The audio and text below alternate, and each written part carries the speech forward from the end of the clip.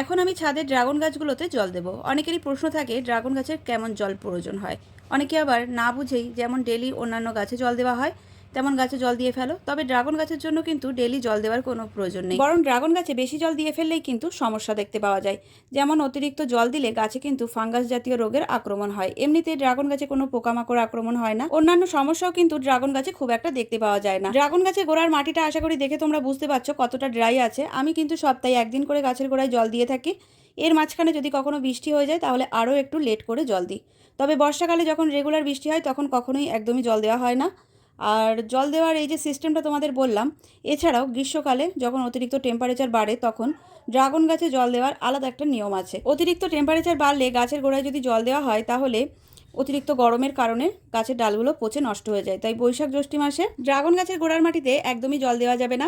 এই যে ডালগুলো দেখতে পাচ্ছ তোমরা, এই ডালে কিন্তু রাতের বেলায় স্প্রে মেশিনে করে হালকা করে জলের স্প্রে করতে হবে। সেটা পার ডেও করা যেতে পারে, একদিন বাদেও একদিন করা যেতে পারে। তো গরমের সময় এইভাবে মেনটেন করো, তাহলেই গাছ ভালো থাকবে।